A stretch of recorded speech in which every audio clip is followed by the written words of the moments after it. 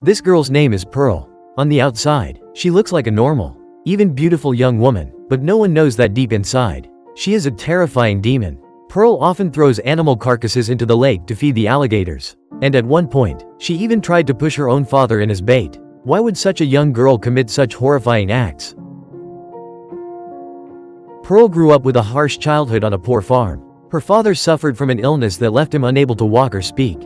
So she had to take care of him every single day. Meanwhile, her mother was extremely strict and cold-hearted. Once, when Pearl tried on a ball gown, her mother scolded her harshly, saying that a farmer's daughter like her didn't deserve to wear something like that. Despite her miserable life, Pearl always dreamed of becoming famous and escaping the farm one day. One afternoon, her mother gave her money to go into town to buy ingredients. After shopping, she had some coins left, so she decided to sneak into the cinema to watch a film she had longed to see. Pearl dreamed of becoming a dancer or actress, and seeing the women moving gracefully on the big screen only fueled her obsession. The theater employee noticed her excitement and struck up a conversation. He even gave her a film reel as a gift, hoping she'd come back often. Flattered by his flirtation, Pearl felt happy. But on her way home, the reel fell out of her pocket in the wind. She ran into a cornfield searching for it but couldn't find it. Instead, she stumbled upon a scarecrow. Without thinking, she embraced it and began dancing wildly. Imagining herself on stage, she even fantasized that the scarecrow was the cinema employee. And without hesitation, she jumped on top of it, moving passionately until nightfall. When Pearl returned home, her mother scolded her for taking too long and demanded the leftover money. Pearl lied, saying she had spent it on candy. Hearing that, her mother refused to let her eat dinner, claiming the candy was her meal. Frustrated, Pearl tried to leave, but her mother forced her to sit and lectured her endlessly. Feeling trapped, Pearl prayed to the heavens, begging to escape this life as soon as possible. The next day, her aunt's family came to visit the farm, bringing along a roasted pig as a gift. But Pearl's mother, too proud, refused to accept it. Later, Pearl's cousin Misty told her about a Christmas dance festival happening that weekend in town. The winners would get the chance to tour 7 major cities. Misty begged Pearl to join her. Hearing this, Pearl was overjoyed. This could be her only chance to change her life. That night, she secretly dressed up in a beautiful gown and snuck out to meet the theater employee again. He was delighted to see her and even let her watch a special film that hadn't been released yet. Pearl was mesmerized. She told him she wanted to leave the farm and live a new life. But she still had her aging parents to care for. The young man told her gently, "You only get one youth. And it's short. Don't waste it. Leave, and live your life with me." Hearing his words, Pearl's desire to escape the farm only grew stronger. Though she once had a boyfriend who was now away at war, she no longer wanted to wait for him. Next day, she set her plan into motion. She wheeled her paralyzed father out to the lake, intending to throw him into the water to be eaten by the alligators. Only then would she finally be free of her burden. But just as she was about to do it, her mother appeared. Pearl quickly lied, saying she only wanted to let her father get some fresh air. The plan failed. That evening at dinner, her mother threw a flyer for the Christmas dance onto the table. She had already discovered Pearl's intentions. At that point, Pearl stopped pretending and confessed that she wanted to leave the farm and become a famous dancer.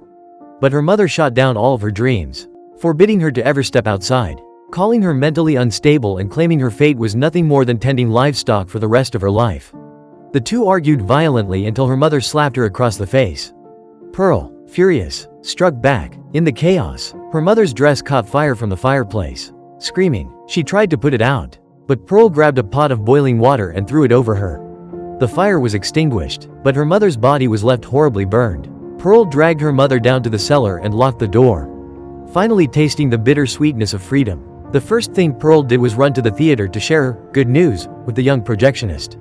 That night, they slept together, and he promised to take her to Europe so they could start a new life. The next morning, he drove her back to the farm so she could pack her things. On the way, Pearl thought she saw someone who looked like her old boyfriend returning from the war, which only made her more desperate to leave quickly. When they arrived at the house, the young man noticed something strange: a roasted pig on the porch, now rotting and swarmed with flies. Disgusted, he began to sense something was wrong with this place. Inside, Pearl pushed him onto her bed, trying to seduce him, but then, noises rose from the cellar. Her mother calling for help. Pearl quickly claimed it was her dog making a fuss, saying the mess in the house was also the dog's fault. To distract him, she took him out to the barn, proudly showing off the livestock and calling them her friends.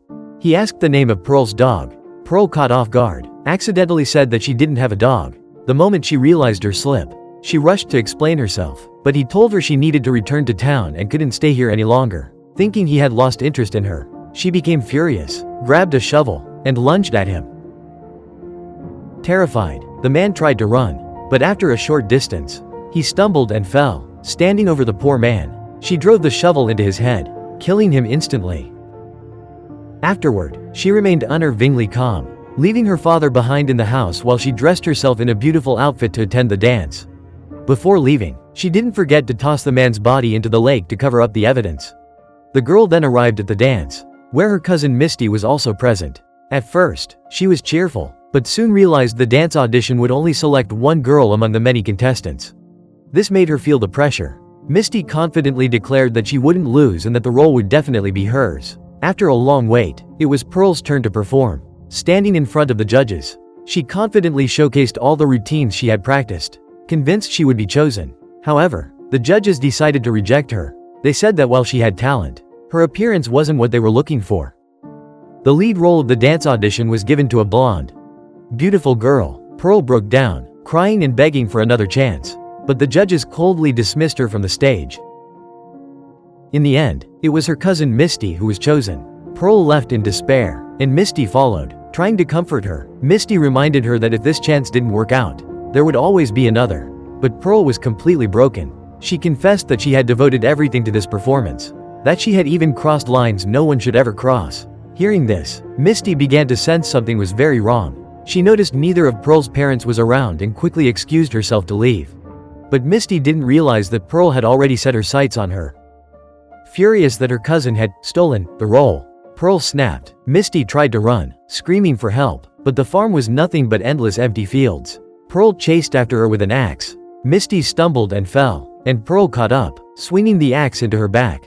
Misty, terrified, begged for her life, but Pearl delivered the final blow to her head. After feeding Misty's body to the alligators, Pearl calmly returned to the house. She dragged her burned mother's corpse out of the cellar, only to find her father had already died from starvation. She dressed the bodies and set them around the dining table, where rotten food was set out, then joined them as if nothing had happened.